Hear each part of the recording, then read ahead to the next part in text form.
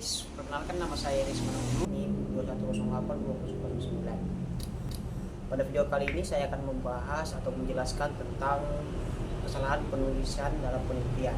Nah, kesalahan penulisan dalam penelitian tersebut ada beberapa poin, yaitu ada judul, abstrak, latar belakang masalah, contoh sintaks yang salah, contoh sintaks yang sudah diperbaiki, contoh kebanyakan referensi, pernyataan atau identifikasi masalah, yang ke-8 rumusan masalah, yang 9 tujuan, yang 10 manfaat, yang 11 tinjauan studi, yang ke-12 tinjauan pustaka, yang 13 gambar dan tabel, yang 14 metode dan penelitian, yang 15 hasil dan pembahasan, yang terakhir adalah kesimpulan.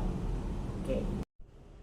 Nah, jadi kita akan membahas satu persatu mulai dari judul. Nah, di bagian judul kita harus menghindari kata yang berbasis. Contohnya seperti kesalahan penulisan ini berbasis penelitian, yang artinya kesalahan penulisan ini membutuhkan penelitian yang lebih jelas. Yang kedua, abstrak. Nah, di abstrak ini harus berbasis masalah, metode, dan hasil. Contohnya pada proses XYZ.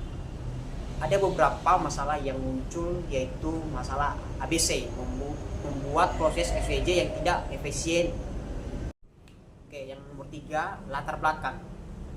Di latar belakang tersebut kita harus berhati-hati dalam menulis suatu pernyataan yang mencitasi kebanyakan referensi dalam dan kalimat dalam satu paragraf harus berisi satu pokok penelitian.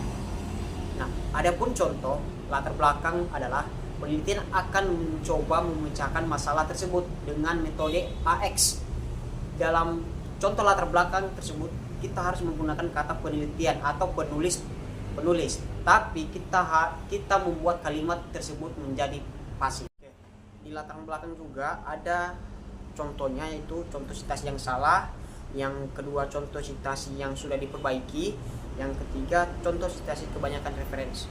Nah, contoh sintaks yang salah ada di sini, saya blok aja, sama juga contoh sintaks yang sudah diperbaiki saya blok juga. Contoh sintaks kebanyakan referensi, ya saya blok ya. Oke, nah sekarang kita masuk poin yang ketujuh, yaitu pernyataan atau identifikasi masalah ini. Nah, masalah ini harus merangkum suatu masalah penelitian dan menemukan masalah dari fitur work. Poin yang ke-8 kita masuk rumusan masalah. Nah, di rumusan masalah ini penulis harus menggunakan pernyataan peneliti seperti how, which, what, but not how to. Gunakan kalimat seperti sebagaimana, seberapa, efisien, akurat, cepat.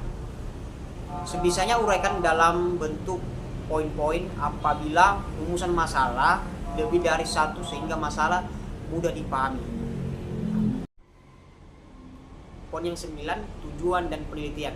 Nah, tujuan penelitian ini agar judul yang diuraikan lebih detail atau spesifik, dan tujuan ini harus lebih sinkron dalam masalah. Nah, yang ke-10, manfaat. Adapun manfaatnya jika tujuan kesalahan penulis penelitian tersebut tercapai. Yang ke-11, tinjauan. Nah, yang dimaksud dalam tinjauan ini studi agar penelitian yang benar-benar terkait dalam aspek metode di paper tersebut kita kembangkan.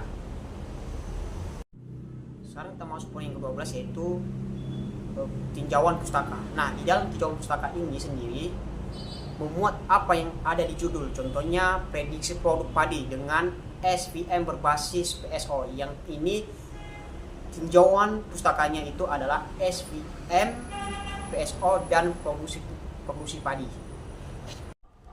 Sekarang kita masuk poin yang 14, yaitu metode penelitian.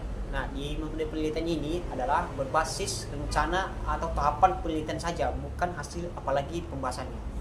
Yang ke-15, hasil dan pembahasan. Nah, yang dimaksud dengan hasil atau perhitungan metode yang diusulkan harus dicoba dihitung manual tanpa tool untuk beberapa contoh data tersebut.